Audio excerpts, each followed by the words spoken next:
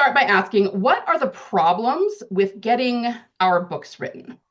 Tell me in the chat. We're not really talking here about marketing or editing per se. But when it comes to actually writing your story, what are the major problems that you or other authors run into? Can you put that in the chat for me? All right, plot holes. Yep. Maintaining momentum, procrastination, schedule. Yep. Knowing my characters well enough to tell their story. Ooh, I like that. That's a good one, Bonnie. Um, Finding time to write and staying on track. B says, I'm a pantser, so loads of issues. That's funny. I like that. Lack of time, staying focused. Okay, good, good. Yeah, definitely, definitely. So, yeah, these are I kind of wrote down some of them I came up with. These are the same thing you guys are doing, figuring out your story or your characters in some way, getting your ideas down, getting stuck or blocked, indecision, not being able to figure out what happens next. There's a lot of confidence issues too, right? Fear that your writing or your story or your characters aren't good enough. We've all dealt with these kinds of issues, and these are like the major problems that we deal with when trying to get our story written. So I'm going to talk a little bit about the study of energetics, and we're going to kind of incorporate that into writing. I don't know if anybody knows what energetics is. I'm going to tell you right now that some of the concepts I'm about to teach you, I can pretty much guarantee you've never heard before. Okay, this workshop is not going to be your run-of-the-mill, you need to make your characters three-dimensional. You need to follow the hero's journey. Okay, this is going to be something completely different that most of you will have never heard before because nobody else really teaches this. People teach energetics and people teach fiction writing. They usually don't combine them, but that's what I do. Now, energetics is just coming into the mainstream. If you don't know what energetics is, it literally just means the study of energy, but it usually encompasses things like neuroscience, NLP, meditation, manifestation, universal laws, and much more. 20 or 30 years ago, energetics was considered fringe and woo-woo, but that's not the case anymore. It's coming into the mainstream now. And the reason for that, why that's happening, is because for the most part, it's been proven to be correct. The woo-woo people from yesteryear turned out to be right about a lot of things. Maybe not all across the board, but a lot. And now there's two reasons that it's becoming more mainstream now. The first is that we have better technology to measure energy. So scientists can't really deny the existence of energetics anymore. And the internet has allowed a lot of fringe knowledge to be spread to much larger audiences than, before the internet was a thing. So people are becoming a lot more aware of it. So what does all of that have to do with fiction writing? Well, the first mistake we're going to talk about is writing your story from your conscious or logical mind. This is a mistake. Some of you may know exactly what I mean when I say this, but a lot of you are probably thinking, okay, what the heck is she talking about? What does that mean, writing your story from your logical mind? But don't worry, I will explain. I'm just taking a quick look at the chat here. Yeah, okay. If you have questions, by the way, feel free to put them in the chat and I will answer them at the end. I can promise you that all of you have either done this, meaning you've written your story or tried to write your story from your conscious mind, or are still doing it. I certainly have. It's something that most authors do by default, and we're not usually aware that we're doing it, but I'm going to make you very aware of it today. So neuroscience and energetics tells us that we have two minds. I mean, it's technically three, but we're only going to be talking about two of them today. The first is our conscious mind. Our conscious mind is the seat of our logic. It's what we use to get everything done every day. It's what we're consciously aware of and can bring to the center of our attention and focus on. So our to-do list, getting out of bed, making meals, taking the kids to school, going to work, all of that stuff, whatever we're consciously focused on in the moment, that's coming from our conscious mind. So when you think about your brain and you think about your thoughts, it becomes existential really quickly, you're usually thinking about your conscious mind. The second mind is our subconscious mind. Sub means below. The subconscious mind, it is below the conscious mind, and it is below our awareness. Okay, so you guys have heard these things about subconsciously being aware of something or not aware of something. It's the things that operate in the background that we're not actually focused on or actually aware of minute to minute. Our subconscious mind is the seat of our creativity, our emotions, and our spirits. Why it is so important to consider why is it so important to consider these things when it comes to writing fiction? What do you guys think? Why would it be important? Tell me in the chat. Why would it be important to consider our subconscious minds when it comes to writing fiction, especially given everything I just told you, that it's the seat of our creativity, the seat of our emotions? What do you think? Why would that be relevant to fiction writing? Frees you from the limits of what you know, yes. So we're not inhibiting our character's actions. Okay, interesting. Stronger, more visceral connection with the reader. Yes, very much so. Fiction speaks directly from our creative brains to our readers' emotions. Yes, you guys are smart. You're picking it up. Show empathy and emotions. Our brain needs the freedom to play and create and come up with novel ideas, pun intended. Love it, Sarah. Love it. Great, great. You guys are awesome. You're on the ball. Okay, so yes. Your creativity and emotions, both of which you obviously need to write your fiction, live in the subconscious mind, not the conscious mind. Now, I'm not going to sit here and tell you that you've never used your subconscious mind to write your stories. Trust me, you would have to, because it's where your creativity lies. Anytime you come up with a great idea or have a flash of inspiration, that all comes from your subconscious mind. So you definitely do use it. But let me ask you this. Have you ever sat around trying to force yourself to think of what comes next in your book, trying to think of the ending or the next scene, and you just can't come up with anything? Has that ever happened to anyone? Mm-hmm. Okay. Alternatively, have you maybe tried to use templates like the hero's journey or save the cat or whatever your favorite set of plot points are, or any other plotting system, and you either trying to force your story into that template and either you couldn't, or maybe you did, but it just didn't feel quite right? Has anyone ever had that experience? Or have you Yes. dealt with block, indecision, or one of those things where you're just sitting around waiting for inspiration to strike? Getting yes, lots of yeses, yes to all, and lots of LOLs. Yep. All right, good. If you answered yes to any of these, and any writer worth their salt definitely would, we have all been there. Just know that you aren't alone. Everyone deals with these things at some point. But these things, the fact that everybody deals with them, is exactly how I know that you've been trying to write your story from your conscious mind, at least in part. So, because every one of these things, every one of the things that you listed in the chat at the beginning as well, is a result of trying to use logic to write a creative story. Logic comes from the conscious mind, and your creativity is in your subconscious mind. So when you get blocked, when you don't know what comes next in your story, when you have story indecision about something, it's because you're trying to force your story logically, which means you're trying to write it from the conscious mind. You just didn't realize that's what you were doing, okay? It's really important to understand that concept.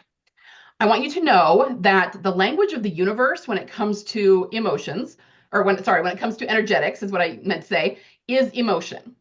All that means is that we as human beings should be using our emotion, our feelings, to discern truth, not our logical minds. But most of us don't do that. So we use our emotions to discern truth, and logical thoughts actually just regurgitate back things we already know. Now, that's not a bad thing by any means. There are different functionalities for both sides of our brain. But when it comes to writing fiction, we want to write our soul truth, right? We don't want to regurgitate back other stories that we've heard. So again, how do we tie this all into fiction writing? First, I want you to understand that there is a well of creativity that is full of your uniqueness in your subconscious mind. Your subconscious mind also houses your memories, your beliefs, your experiences, all the unique lenses through which you view or have viewed the world. And those things are going to color how you write your stories. And that's a good thing. It's your author voice. It's going to come from your subconscious mind, and it's going to bleed naturally into your character voices. This is what gives you your own unique creativity. So we all know that there are no truly unique stories, right? We're all aware of that. The uniqueness comes from your author voice and in the way that you spin the details and the way that you put emotion into the story. And all of that is going to come directly from your subconscious mind. I always like to say that I could give every single one of us, every single one of you listening to my voice, either live or in the replay, the exact same story outline, same characters, same plot events, everything. And we would all come back with a completely different book. I mean, yeah, maybe the character and place names would be the same. And we could see that, a lot of the events lined up, but we would all approach it so differently that it would be completely different for all of us. And that's because of our subconscious minds. It's where our creative identity lives. I used to say that it's not possible to write your story from your conscious mind at all, but that I have learned is not exactly true. The reason I thought that is, again, because there's no creativity in your conscious mind. And that is true. There is no creativity in your conscious mind. So how could you do anything creative with your conscious mind? Well, you can't, but technically you could still write a story using your logical creative mind. But here's the problem. If we're, writing a story, as you can see, I put that in quotes, and you're using your logic, then it's not coming from your subconscious creativity. Instead, it's just coming from your logical mind. And all we're doing then is in some way regurgitating bits and pieces of stories that we've already consumed. Now, I don't mean to say that if you do this, you're purposely plagiarizing anything, but this is why sometimes when you try to force your story into a template, it just feels flat. It feels blah. And it's very easy to write to a cliche that way. That's because that's not coming from your true subconscious creativity. It's coming from your logical mind, and you're kind of just regurgitating things that you've picked up from other stories. So there's not as much emotion or oomph to it. There's not as much that's uniquely you. And again, it's really neither good or bad. I'm not bashing it. It's just that we're not being our most creative selves, and we're much more likely, as I said, to write to a cliche. So when it comes to telling a story that is truly and uniquely ours, when when it comes to getting that part of ourselves and our story out onto the page, the part that we yearn to share so desperately with the world, that has to come from our subconscious minds. Now, like I said, I think you've used your subconscious mind somewhat, a little. Probably a mixture of the two is how most people write, because that's just naturally what they do. But true inspiration comes from your subconscious. Forcing things or using logic comes from your conscious. So this is what's known as an invisible element of story, an invisible cause, if you will.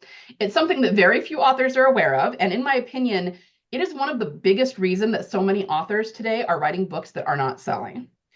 Yes, of course, there are a host of reasons for mediocre sales, but this is one that is not well understood in the author space. And you can have excellent marketing, excellent book cover, all other things being equal. If you are writing a story from your logic and your conscious mind instead of your subconscious mind, it is not going to sell, or at least not nearly as well as one that comes wholly from your subconscious mind. Okay, so it is an important element that people are not aware of and are not talking about. Books written from the logic are automatically going to be less creative, less emotional, more likely to fall flat, be cliche, or be seen as repetitive and ripped off from another story. And this naturally is just not going to sell as well. I'm sure you understand why. So don't get me wrong. Once again, we all know there are no new stories, and that by itself is not the problem. The emotion and the detail that you put into your story that makes it uniquely yours comes from your subconscious mind. So without that, the story really will be redundant and cliche because your uniqueness has not gone into it. That's a problem. And please understand that despite everything I've already said, I'm really not against templates. In fact, I kind of love templates. I geek out about them. I think they're wonderful. I think they have a lot of value. But most people just don't use them correctly. And it's very easy to use them as a crutch and write a cliched story if you aren't being mindful about this. So just something to keep in mind. So how do we fix this mistake? How do we tell the difference? How do we know when we're writing from our logical conscious mind versus our creative subconscious mind? Well, first, you need to understand that you actually can switch back and forth between your conscious and unconscious minds or subconscious minds. And you do it all the time, even outside of writing. So I'm going to give you some examples so that you understand what this feels like, because you do it all the time. I want you to think about reading a book. Obviously, we all love to read, right? Read stories. So imagine yourself sitting in your favorite reading spot, on your couch, in your favorite chair, on your bed, wherever it is you love to read, and reading your favorite story, whatever that is. And think about the experience of actually getting lost in that story. You're reading the words, but really the story is playing out in your head like a movie, right? You can see it, you can feel it, you're experiencing it with the five senses. And think about your surroundings when you do that. It's not like they go away, it's not like you're unaware of them. You still know that you're in your favorite chair, that you're in this room of your house, wherever it is. But all of that has just kind of taken a back burner and the story is front and center. That's what you're focusing on, right? Now imagine that, let's say that you're in your bedroom. I'm just going to pick a place, and something in the next room next to you, the kitchen, say, goes crash. A dish breaks, somebody drops something. It immediately yanks you out of the story and back into the present, and you have to jump up and go see what happened, right? And then once you've got that all squared away, make sure everything's okay, you come back and you can get right back into the story again. This is you transitioning between your conscious and subconscious minds. Being in the moment, in the room you're in, attending to the crash, all of that is your logical mind attending to what needs to hold your focus in that moment.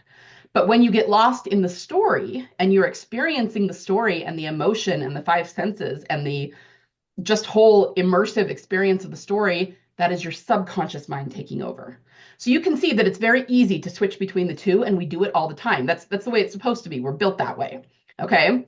Another good example of this would be driving home or driving any route that you know pretty well. Usually it comes driving to or from work, to or from the stores that we go to, anywhere that you drive a lot. I'm sure every one of us have had the experience of driving home, and the whole time we were like letting our mind wander, thinking of different things, maybe listening to an audiobook or music on the radio. And then when you get home, you realize you don't actually remember driving home. Like if you had that experience where you go, did I run any red lights? Did I like obey the traffic laws?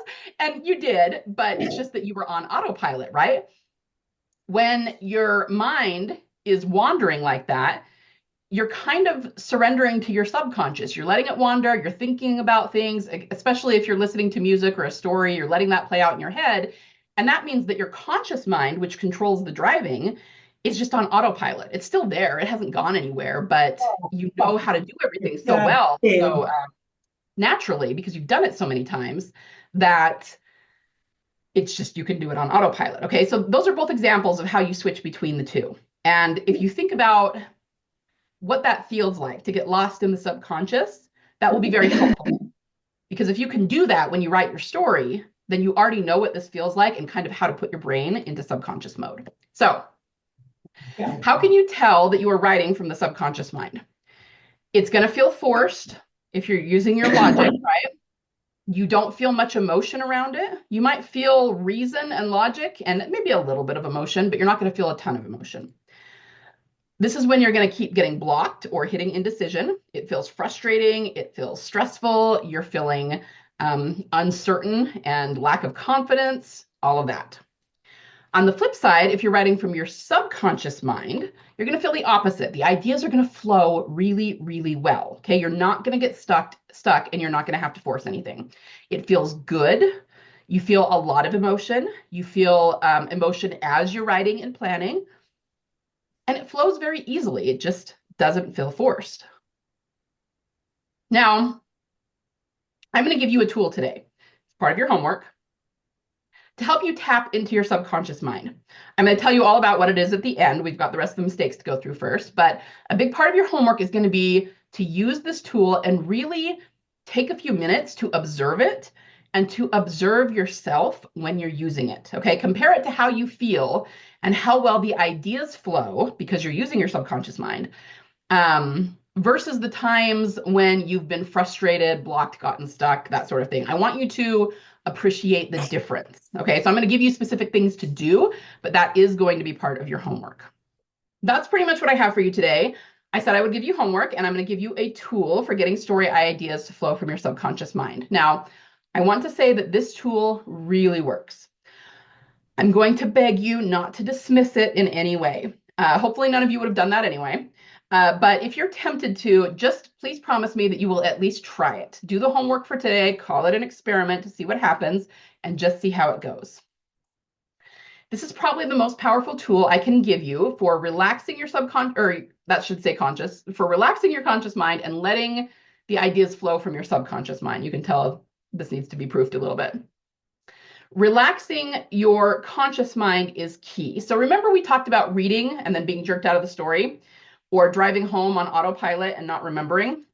Well, the real trick to getting information from your subconscious mind is to relax your conscious mind, let your mind wander, as it were, that's what we call it, and then do some sort of mindless action. So mindless action can be anything. It can be walking, it can be driving, it can be washing dishes, taking a shower. Like, have you guys all probably had the experience where you're trying to come up with something?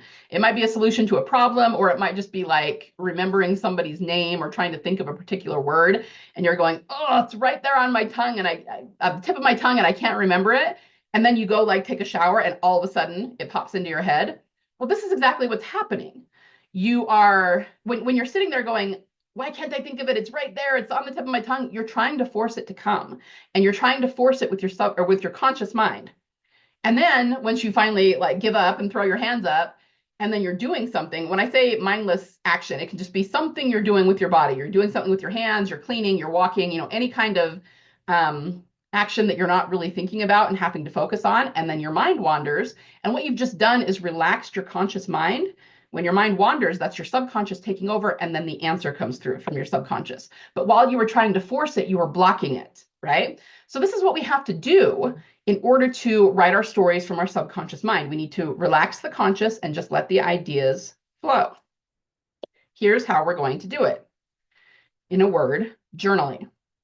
Journaling relaxes your subconscious mind and your conscious mind, and allows ideas from your subconscious mind to flow through. There's a reason the journaling works so well. There's a lot of self-help programs, that use it. And the reason that they do and that it works so well is that it's the person tapping into their own subconscious, identifying the problems they're having, and then being able to fix them. And it's such a powerful tool. And I'm sure most of you have done some kind of journaling at some point in your life. But have you ever applied it to fiction? Probably not. And this becomes a very powerful tool for getting ideas to flow from your subconscious mind, okay? So I'm going to give you some journal prompts, and I want you to journal on them to exhaustion. No, this does not mean journal until you fall over. Please take care of yourself physically. It just means journal until you've exhausted all the ideas and you have nothing else coming through from your subconscious. So this may be just a paragraph or two, but it also could be 20 pages. I mean, it's just going to depend on you and your story. But journal as much as you can and as much as you want. Totally up to you. You are about to learn stuff about yourself and your story that you probably didn't know before, or at least didn't know consciously before. This exercise is going to bring those things out of your subconscious mind and into your conscious mind so that you will now be aware of them in a conscious way. Here are your journal prompts. There are 4 of them. Number 1, how did you first conceive of this story? Now, this can be something you're working on, your current WIP, or something you're going to write in the future, or some idea that's rolling around in your head and you don't know when you're going to get to it. Just pick something to focus on. If you don't know how you conceived of the story, like if you've been thinking about the story for 4 or 5 years and you have no idea how you first started thinking about it, that's okay. For these journal prompts, you're just going to write down what you do remember. So I might write something like, okay, well, I've been thinking about this for 3 years. I don't know how it first came to me, but I do know that I started thinking about the intersection between these 2 ideas, and then this thing happened in my life, and I kind of applied it, and just put down what you do know about the inception of the story and about what you do remember and how you do know that it has evolved. Okay. And what you're going to find is that as you write some of this stuff down, more and more and more memories will come to you that wouldn't have come if you hadn't started doing this. So that's why you're going to understand more consciously about your story. What experiences brought it to mind, if any? What do you know of the story so far? I want you to info dump onto your journal page everything you know about your story so far, everything you know about the characters, the plot, the theme, where you're going with it. You don't have to know everything, not by any stretch, but write down what you do know. It's very, very helpful to get what you do know down so that you can look at it logically and focus on it and be conscious of it. Because this stuff is in your subconscious mind, but again, if you don't bring it forward, into your conscious mind so that you can focus on it, it's very hard to communicate it efficiently on the page. Okay, so that's what you're going to do. What do you know of your story so far? Then, and this one might be the most important, what are you trying to say? Why do you, the author, like as a human being, want to tell this story? Really think about this and journal on this. This is not something most authors do, but the reason you want to tell the story, the reason this appeals to you, the morals that you are trying to get across with the story, if you want to call them that, is actually very important in the telling of the story. And it's not something we usually ask ourselves. So sit with that and journal on it.